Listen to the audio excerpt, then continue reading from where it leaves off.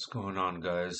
I already made a couple of community posts about these topics today, but I figured why not make a video and just gonna separate this into two different things.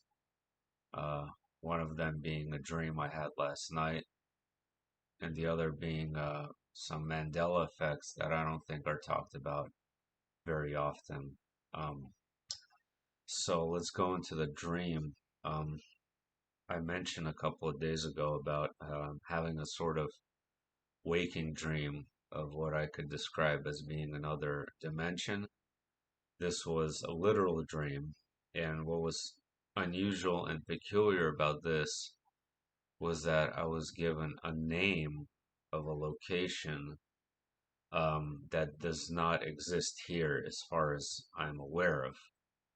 Um, and it was kind of a rather simple dream.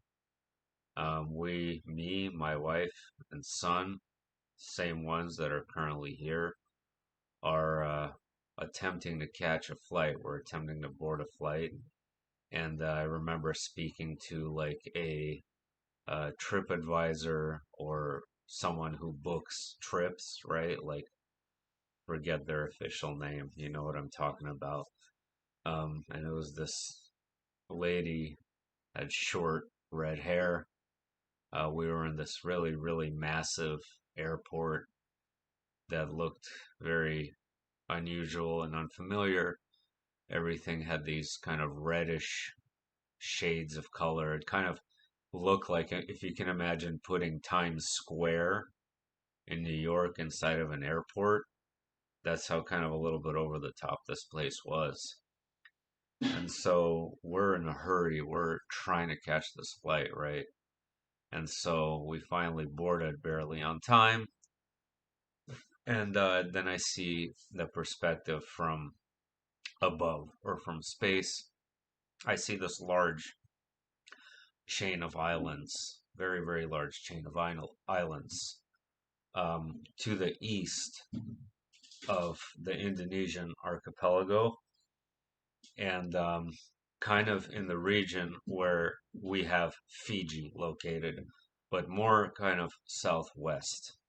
There's a very large chain of islands, almost to the point where it somewhat resembles its own continent. And I'm just looking at this, and then we arrive there, okay? And I was informed that this place was called Tainala, Tainala.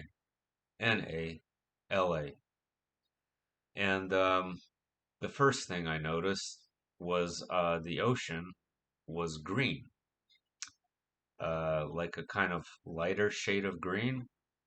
And I was observing the ocean carefully, and it was not green necessarily because of algae. That was its natural color, but I did also notice that there was a lot of algae in the ocean as well. But it was a very green sort of color, and there was lots of islands from my perspective. They were peculiar in shape. They were kind of cone shaped, so kind of somewhat cylindrical, very symmetric, cone shaped chains of smaller islands that were off on the horizon. And the foliage on those islands were yellow, a light yellowish greenish color. That seemed to be the dominant color, not something that you normally see here, whereas most trees and plants are green. It appeared to be that most trees and plants were yellow there.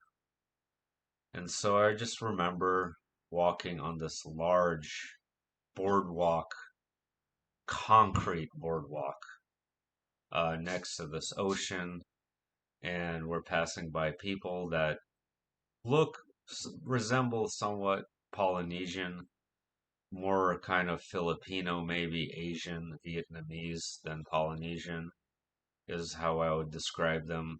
I remember them having a lot of the men wearing really interesting hats. They somewhat look like sombreros. And we're just walking about, and everyone was very friendly and having friendly conversations and such, and that was basically it. So, thought I'd share that. And just real quick, I want to know what you guys remember about World War II. I was reading and researching information about World War II today, and just the extensive um, sort of bombardment of the US by the Japanese seems just completely over the top to me. Like in my previous timeline, what I recall is that there's two incidents that the Japanese were able to attack the U.S. mainland. One was two balloons, like some kind of balloons, right? That landed in Oregon, and I remember there being no casualties actually. However, there were many, many, many, many balloons. Uh, when I say balloons, I mean they were like they had explosives on them, so they would land and explode on land. In this particular case, I believe, if I'm not mistaken, hundreds, if not thousands, of balloons were sent by the Japanese to the western U.S., and there were about five casualties, five civilians that did perish in Oregon as a result of one of those explosions. In addition to that, so wait, I'm getting ahead of myself. So, previous timeline, two balloons, no casualties, and Attu Island. There was a battle on Attu Island with the Japanese and the Americans. Okay, a battle. That's the key word here. Now, the Japanese invaded and took over Attu Island, and not only did they take it over, the civilian population was taken to forced labor camps. American citizens, civilian Americans, were taken to forced labor camps on Attu Island in the Aleutian Island chain of Alaska. But there were many, many other battles. Um, I can't remember the name off the top of my head. I did share it in the community post, but it was another very large bombardment of like an oil depot, I believe, if I'm not mistaken, on Kodiak Island or one of the islands that is much closer to Alaska's mainland was attacked heavily, heavily by the Japanese. And this resulted in a lot of damage, and it was a big deal. And I'll look up the name later. I believe it was Kodiak Island, possibly. If not, I will. It's in the community post. If you just go there and read it, you'll see what I mean.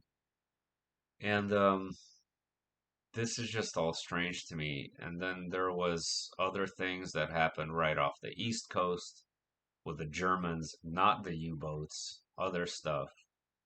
So there was all sorts of things in and around the U.S. mainland during World War II, as opposed to my recollection, where there were only one or two incidents of attacks by the Japanese.